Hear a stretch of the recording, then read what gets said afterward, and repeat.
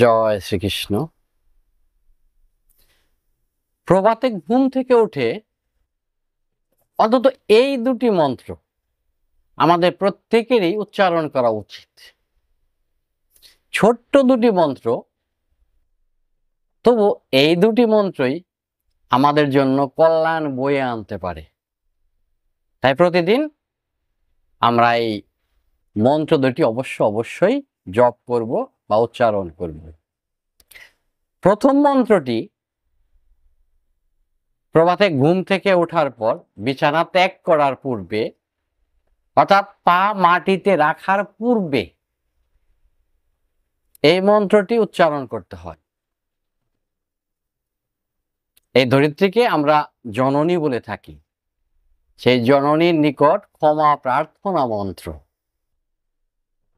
মন্ত্রটি হলো, সমুদ্র বসনে দেবী পর্বতঃ স্তনমণ্ডলে বিষ্ণু পত্নী নমস্তুভ্যম পাদ স্পর্শম ক্ষমস্ব মে।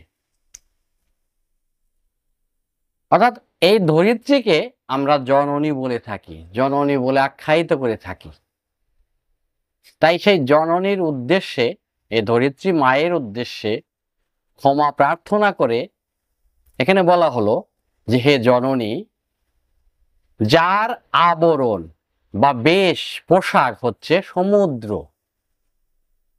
এবং যার শরীর পর্বত, পাহাড় পর্বত এবং বনভূমি, এবং যিনি বিষ্ণুর পত্নী, তিনি সেই দেবীকে আমি প্রণাম করি, প্রণতি জানাই।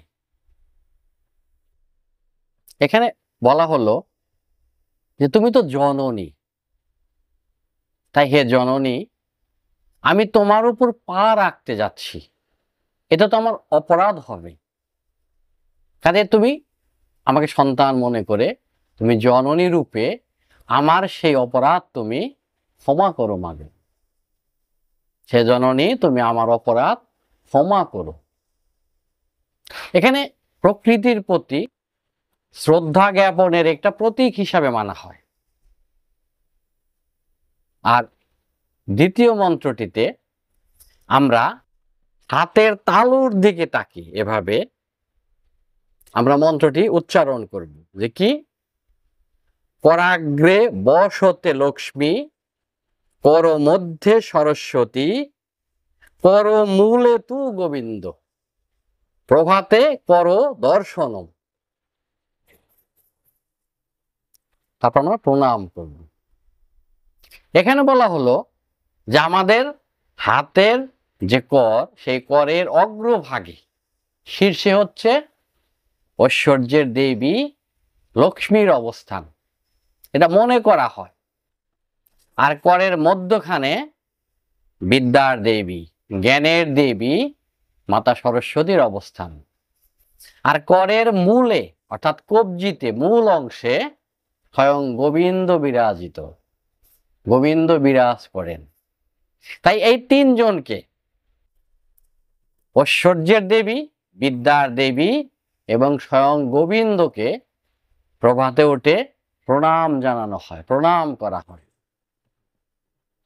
কেননা আমরা হাত দ্বারাই কর্ম করে থাকি, কাজেই প্রতিদিনের কর্মে, নিত্যদিনের কর্মে যেন সেখানে ঐশ্বর্য, বিদ্যা এবং গোবিন্দরূপী ধর্ম যেন উপস্থিত থাকেন, এইটা প্রার্থনা করা হয়। এবং এই তিনজনকে প্রণাম জানিয়ে এই প্রার্থনা করা হয় যেন আমার এই কর্ম আপনাদের আশীর্বাদে, এবং তাদের আশীর্বাদ প্রার্থনা করা হয় যে আপনাদের আশীর্বাদে আমার এই কর্ম যেন সৎ কর্ম হয়। ভক্তগণ বিশ্বাস করে থাকেন যে সেই গোবিন্দের কৃপা হলে, জ্ঞানের দেবী মাতা সরস্বতী এবং ঐশ্বর্যের দেবী মাতা লক্ষ্মীর কৃপা হলে প্রত্যেকের জীবন মঙ্গলময় হয় এবং তার কর্ম অবশ্যই সুকর্ম হয়। আর এই পৃথিবীতে আমাদের প্রত্যেককে অবশ্যই নিজ নিজ কর্ম ফল ভোগ করতে হবে, সৎ অথবা অসৎ। আমরা যে কর্মই করি না কেন, সে কর্মফল আমাদেরকে অবশ্যই ভোগ করতে হবে। তাই সকালে উঠে আমরা এই ধরিত্রী মাকে প্রণাম করব এবং আমাদের কর্ম যেন সৎকর্ম হয়, এজন্য আমরা সেই গোবিন্দের নিকট প্রার্থনা করব। এ দুটি মন্ত্র আমাদের জন্য অবশ্যই কল্যাণ বয়ে আনবে। জয় শ্রীকৃষ্ণ। ভালো থাকবেন সবাই। ঈশ্বর সবার মঙ্গল করুন।